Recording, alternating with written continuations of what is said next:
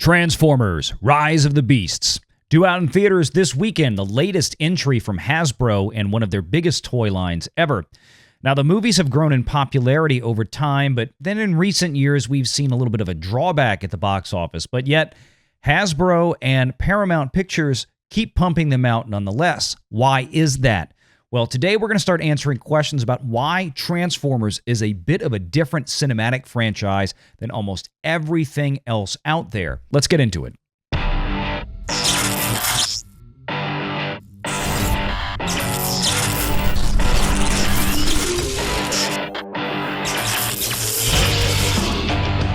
Renegade Online.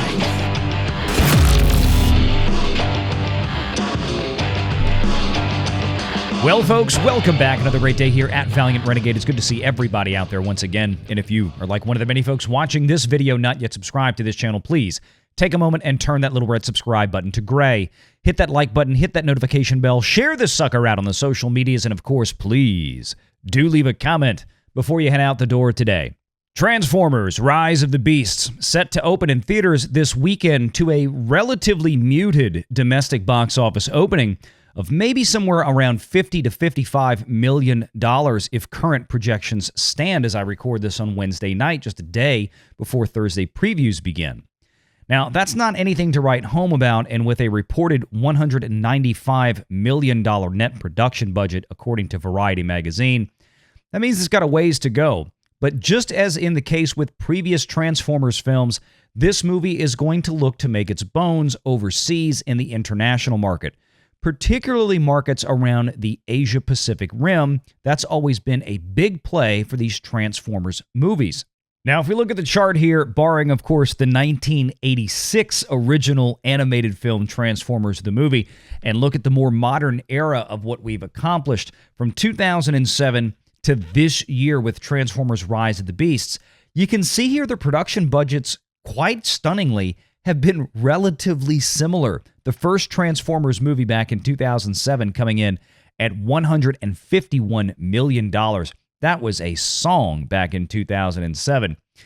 210, 195, 210, 217, and then $102 million for Bumblebee, which was astonishing. But considering how that movie was done, and you really look at some of the special effects and how reduced they were from big Transformers epics, you can kind of get a feel for how they might have wound up at such a small production budget for a film of that caliber. Then we've got Transformers: Rise of the Beast right back up around $200 million, as we said earlier.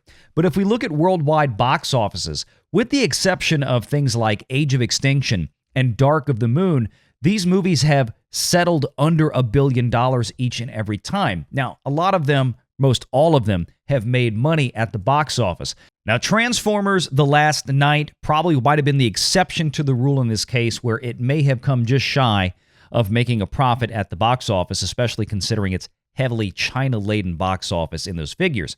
And Bumblebee was the lowest performing entry of that franchise to that point in 2018, and I think that had largely to do with the fact that, quite frankly, The Last Knight was just a terrible film. But nonetheless, the people that did go see Bumblebee really enjoyed it, and having finally seen it myself, I can say I think it was one of the best movies they've ever done. And now they're trying to repeat that success with this latest entry, Transformers: Rise of the Beasts. Given Rise of the Beast production budget of around $200 million and what is almost assuredly at least another $100 to $125 million in marketing spend, then Paramount Studios and eOne Entertainment, which is Hasbro's own film production studio, probably has somewhere to the tune of about $320 million in the ground to produce and market this film into theaters. That means the movie's going to have to get somewhere around maybe $650 to $700 million globally to hit a break-even point, especially when you consider how heavy China is going to be in the box office waiting. And of course, China only returns about 25% of their retail box office back to film distributors here in the US, the lowest anywhere on the planet. So if Rise of the Beast just kind of performs as an average Transformers movie and winds up with maybe somewhere close to $700 million globally, that's not a great thing at the box office for a film of this scale. However, it's a big win for Hasbro because, you see, at the end of the day, Transformers is a toy line. And the movies that they make and put into theaters in partnership with their distributor, Paramount, That's just one big advertisement that audiences actually pay for. This article from Mark and Watch, believe it or not, from almost 14 years ago, July 8th of 2009. Hasbro Incorporated is revving up for bigger sales in the toy aisle thanks to the blockbuster Transformers movie sequel, with merchandise sales topping the 2007 product lineup that was from the first movie by 25%. Now, at this point, Revenge of the Fallen had already racked up $607 million at the global box office. But the key here to understanding the power of these films for Hasbro itself is in the next paragraph. Industry analysts forecast that, this is in 2009, Transformers toy-related sales, including licensing fees, could be as high as $600 million by year's end. If sales hit that mark, this would be 25% above the $482 million in sales of the toys and merchandise for the first Transformers movie from 2007.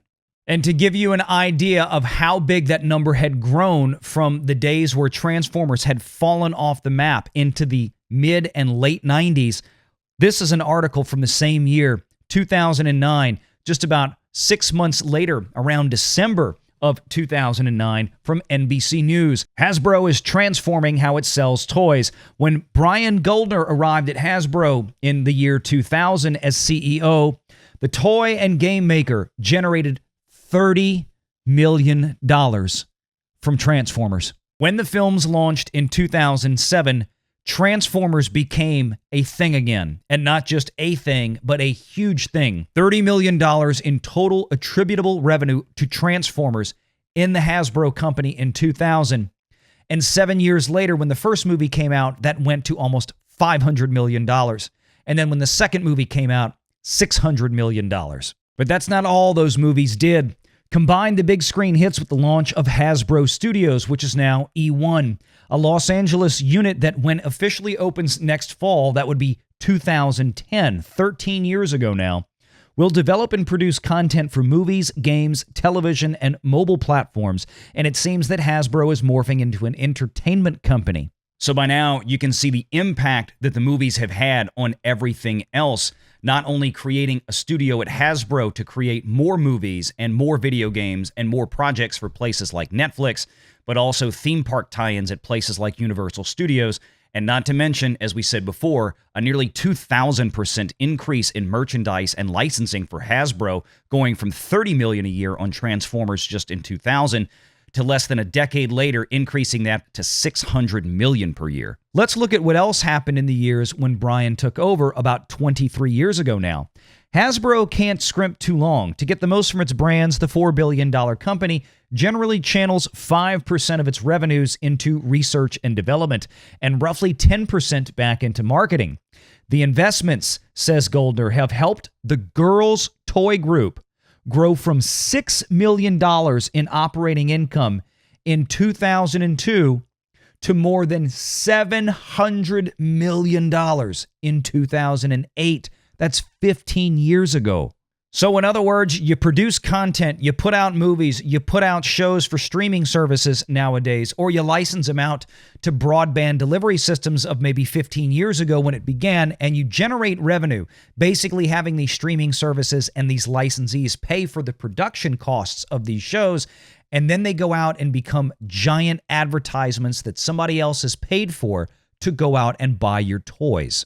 And of course, those toys, well, that's where the real margin is. That's where the real money is made. And that's exactly the case with the Transformers movies. Matter of fact, if we look at a chart of the most valuable intellectual property franchises that we know of, Transformers is in the list, of course, with a roughly $25 billion value.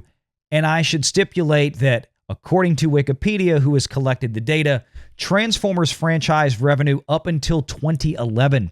Only 3 of the films come out. Of course, they've had a lot more films since then, and even if we assumed for a minute that none of the films made money at the theater, and none of the films made money even after they left the theater, The merchandise sales since 2011 is probably easily another $6 to $10 billion.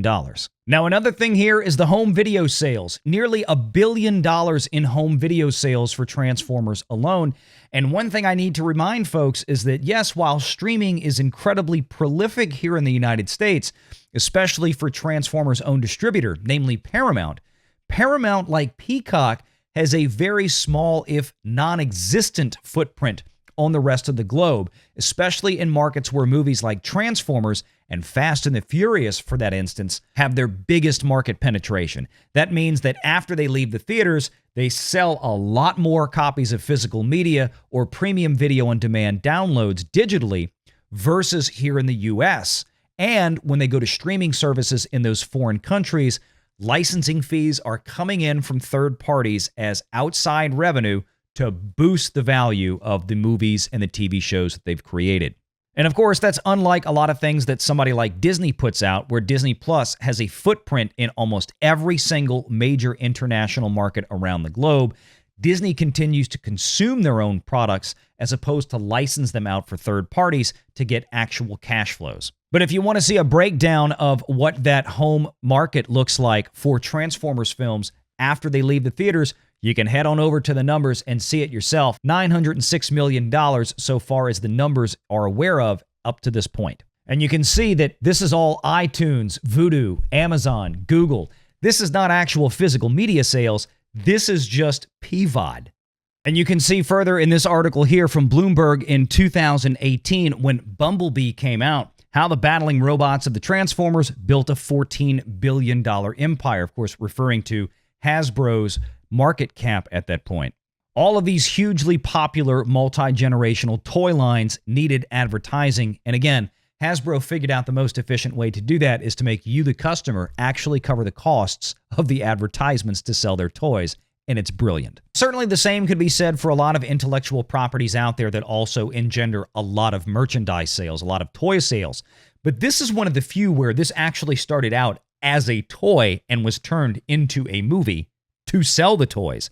A lot of things like Jurassic Park came along in the 90s and became a massive merchandise seller, a massive toy seller.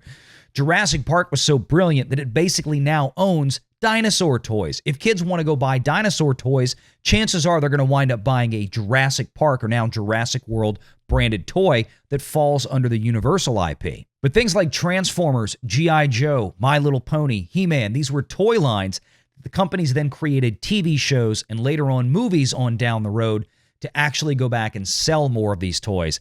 And for Hasbro, it's always been a big success. And more recently from The Verge, just a few months ago in 2023, the new CEO of Hasbro, Chris Cox, he sits down and talks about many of the issues with Hasbro and trying to bring more of the brands into the forefront with media marketing using things like television, streaming, and movies. The CEO of Hasbro says, I think the original rationale of we have a brand blueprint and we want to make content that injects it and then drives it into merchandise sales still holds. If anything, that has become more important as people are focusing on quality over quantity.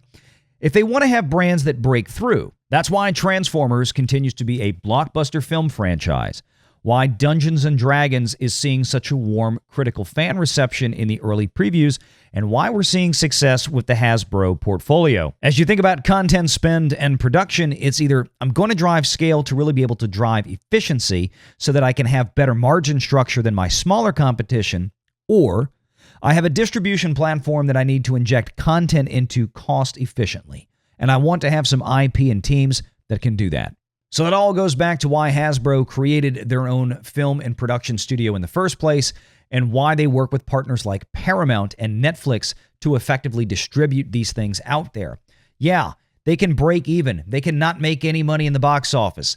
Yes, they will make some money on the back end after they leave theaters because the countries that are most favorable to these films in terms of the box office don't have big streaming footprints there from places like Peacock and Paramount. They have to be licensed out. Not to mention the physical media and PVOD sales that those international markets will juice into these kind of Transformers films after they leave the theater more than makes up for any losses they might have. But then most importantly, and this is the key thing, it drives massive numbers of toy sales. Again, In the year 2000, they were selling $30 million worth of Transformer merchandise. Not at the retail level, of course. It was probably maybe double that. But coming back into Hasbro, it was about $30 million. And within 7 to 9 years, they had taken in more than 20 times that amount because of the massive push they made simply by making a couple of movies. And Hasbro would be foolish to stop doing this at this point, unless, of course, the toy sales went off the rails. But that's why each new film introduces new characters, because, yeah, we might lose $50 or $60 million at the box office, but we sold another $200 million of a Gorilla Transformer last year in Target. So we'll be covering the box office for Transformers Rise of the Beast this weekend, and I will probably give you a full film review of it myself, non-spoiler, of course, because I am going to go see it tomorrow night. And I hope you'll stick around to see that one as well. Let me know your thoughts in the comments below. Are you going to be interested to see this film? Join us on the Sunday Live show. I'm sure it will be a topic of conversation along with everything else. And until then, take care.